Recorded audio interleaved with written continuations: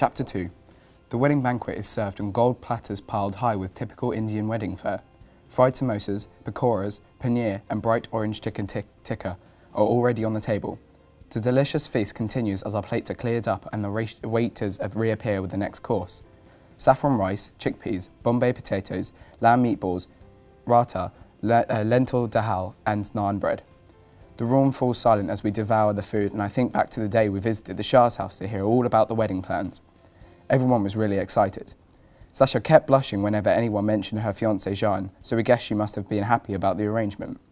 Of course it was Sasha's auntie Jessie who introduced them. The Shahs met the Jean's family, then he went to the Shah house for tea. Auntie Jessie is like a matchmaker. Dad thinks she's a bit of a nosy Parker because she's always introducing people to get married. But it has to be admitted, Auntie Jessie has got a pretty good success rate in matchmaking. Finally, we're all full up and the feast remains are abandoned as the guests stand up, chatting happily as we all wait for the dancing to begin. Sophia moves next to me. "Why didn't Sasha choose her own husband? Lazy old thing, getting Auntie Jessie to do it," she says, too loudly I think. "Shush, Sophia," I hiss, as if to say, but it's as if Auntie Jessie heard Sophia at just that moment. She turns and looks at us and calls to Sophia.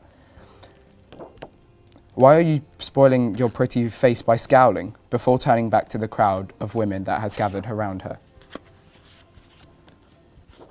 Unfazed, Sophia, her usual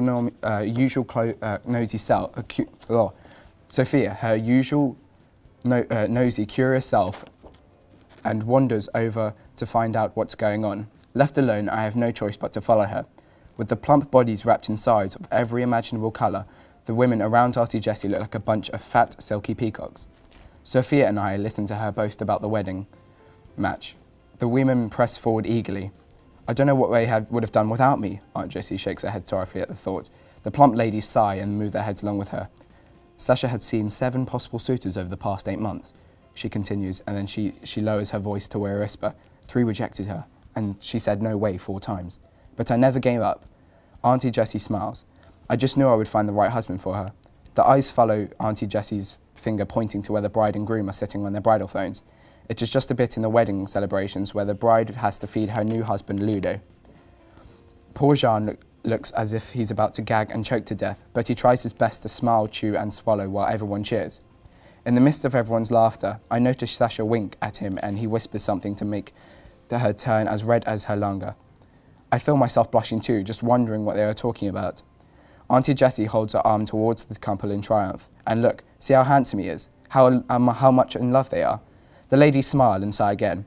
I agree with Sophia though. It's kind of old-fashioned that someone as cool and as modern as Sasha would let a matchmaker choose her husband. Still, as Dad says, everyone is different and some families are more traditional than ours. Sasha had asked me to be with her when she first met Jean, to see if I agreed if he was good enough or not. But I had a lot of studying to do at the time, so I couldn't go. Sophia was outraged that she didn't get an invite.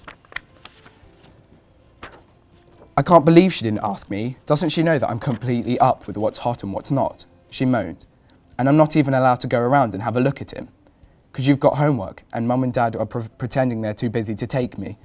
So neither of us got to see Sasha's G-man before she agreed to marry him, but she liked him so much at the first meeting that she decided she didn't really mind. When we did finally meet Jean, I thought he was a great guy, though I was too shy to talk to him. "This is my good friend Vinny," said Sasha, beaming at both of us. "Hi," I mumbled, in awe of his film star good looks. Sophia was impressed too. "He's not a bad-looking boy," she whispered loudly to me. Most of all, she was impressed that he had a 2-seater sports car and an iPhone. "Wow, you've got an iPhone," she said in her sweetest little voice as she held out her hand for Jean to let her have a look at it. "Yes," Jean replied, smiling. His teeth were so blindingly white he must had just had them whitened. "What apps have you downloaded?" she asked, trying to impress Jean as he passed her the phone. "I love the maps. Look, it shows us where we are." Jean pointed to the screen. "You've got loads of games on here too. Can I play?" she pleaded, using her best puppy dog eyes. "Yes, of course," he replied as he walked over to Sasha, who had told us to come into the kitchen for a drink.